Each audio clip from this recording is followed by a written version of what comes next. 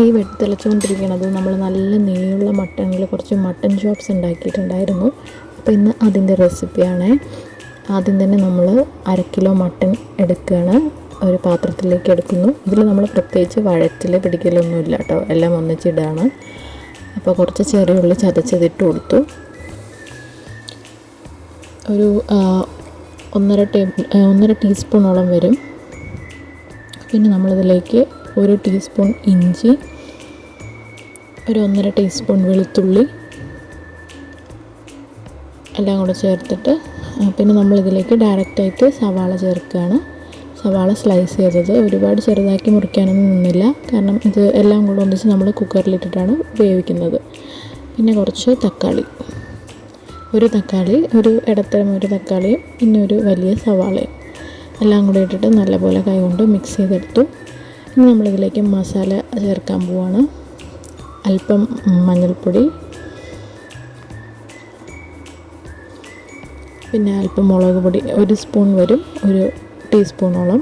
പിന്നെ ഒരു 1.5 to 2 ടീസ്പൂണോളം മല്ലിപ്പൊടി, പിന്നെ അല്പം ഗരം മസാലപ്പൊടി, അതൊരു 1.5 ടീസ്പൂൺ വരും. എല്ലാം കൂടെ ചേർത്തിട്ട് നല്ലപോലെ മിക്സ് ചെയ്യുക. കൈ കൊണ്ട് തന്നെ നല്ലപോലെ മിക്സ് ചെയ്യണം. എത്ര മിക്സ് ചെയ്യണോ അത്രയും ടേസ്റ്റ് ആയിരിക്കും. പിന്നെ കുറച്ച് മല്ലിയിലയും കൂടി ഇട്ടിട്ട് നല്ലപോലെ വീണ്ടും കുഴച്ചെടുക്കുക. ആവശ്യത്തിനുള്ള ഉപ്പും കൂടെ ചേർക്കുന്നു. എന്നിട്ട് നമ്മളിതൊരു കുക്കറിലേക്ക് ട്രാൻസ്ഫർ ചെയ്തു. എന്നിട്ട് ഒരല്പം വെള്ളം ഒഴിച്ചാൽ മതി, കാരണം മട്ടണിൽ നിന്ന് വെള്ളം വരും. കുറച്ച് പാത്രത്തിൽ നിന്ന് ബാക്കിയുള്ള മസാലകൾ എടുത്തിട്ട് കുറച്ച് വെള്ളം ഒഴിക്കുക. എന്നിട്ട് നമ്മൾ വിസിലിട്ടിട്ട് ഒരു 4 വിസിലോളം വെച്ച് കഴിഞ്ഞാൽ നമ്മുടെ മട്ടൺ ചോപ്സിൻ്റെ പരിപാടി ഓൾമോസ്റ്റ് റെഡിയായി.